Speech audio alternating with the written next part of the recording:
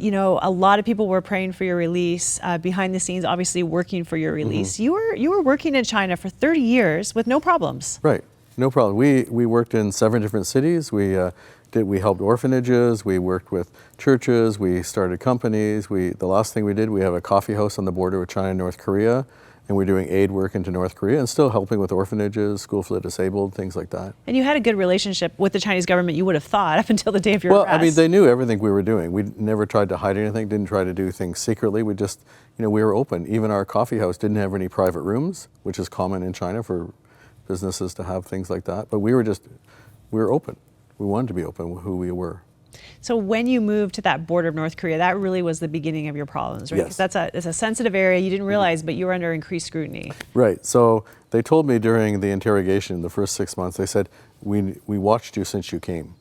And I thought, well, what did you see? You know, then why did you arrest us if you were watching us?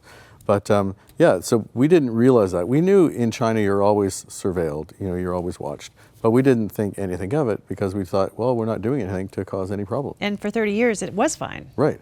So you had some high-profile Canadian officials come by, journalists come by. All of that was kind of, to them, was kind of raising red flags, like, yes. Oh, this is a big concern. Yeah.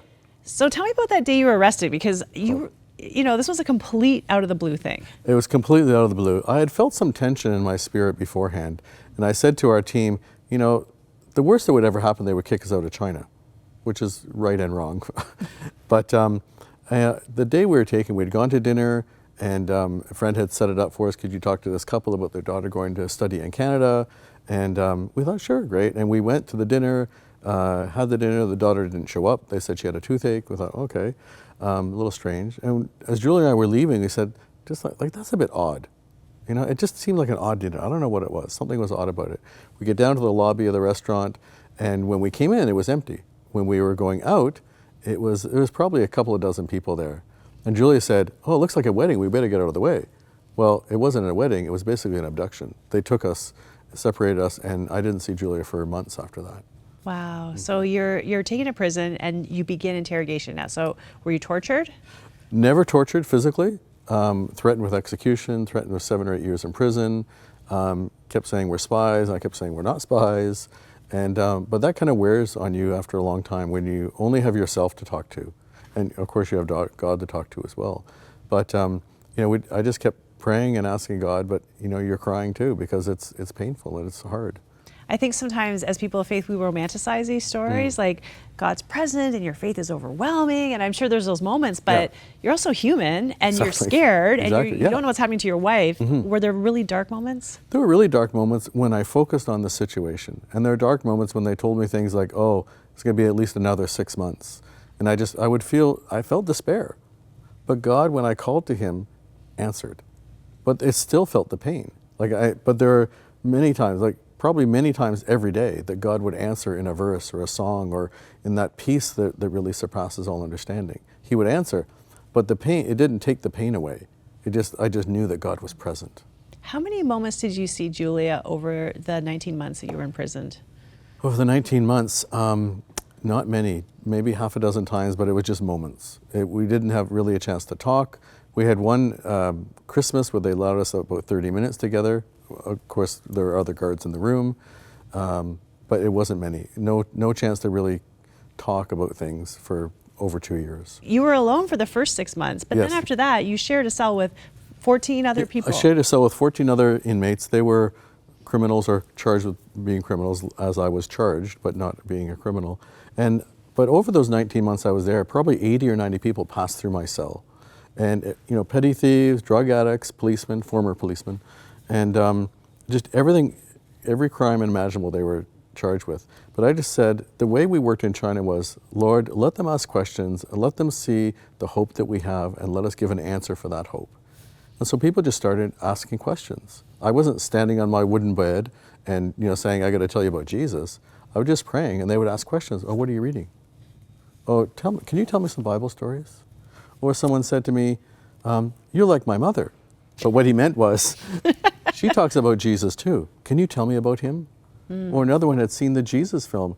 He said, can you tell me more about Jesus? Or one man, he was actually a doctor, he said to me, Kevin, and this is on his way to the big prison of 5,000 or 6,000 people, And he said, Kevin, I want to believe like you. But that happened again and again and again. Not every day, but I kept seeing God, that he was ever present and he was always at work as he says he is. I have to come clean.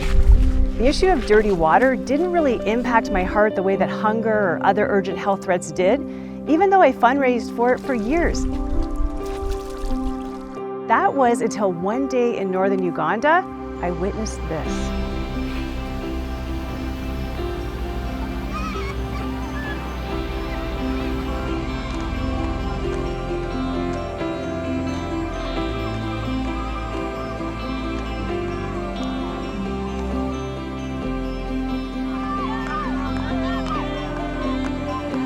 As I witnessed people literally transform from waterborne illness and death to life and hope, I got it in a way I can't even explain. It's a miracle we've been able to give to more than 230,000 people so far, but thousands more are waiting. Crossroads Cares has the expertise, the proven track record, an amazing partner on the ground. We just need you. Together we can help thousands of people have life through clean water. Will you join us? The link is on your screen. Please go online right now. And thank you for caring for people on the other side of the world.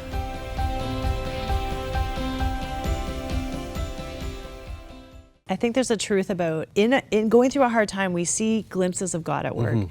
Sometimes looking back, we get a better sense of the picture once we've had time to process and kind of see it unfold. Now you've been free, and thank God for that, for more than a year and a half. Yes. What is your perspective now about what God was doing in that season of your life? I think he was doing many things. There's certainly not one thing. One was, depend on me. You can't depend on anyone else. You can only depend on me, is what he's saying. And he says that in 2 Corinthians chapter 1. He says, this happened that we might not rely upon ourselves, but on God who raises the dead. Paul said that. And God was saying to me, trust me, rely upon me. I know what I'm doing. And I had to trust that. Some days it was really hard to trust in that because I would look at my situation and say, it's hopeless. But then God would say, bring someone into my life or bring someone who wanted to ask a question. I would see again, God, you really are at work and you have a purpose in this.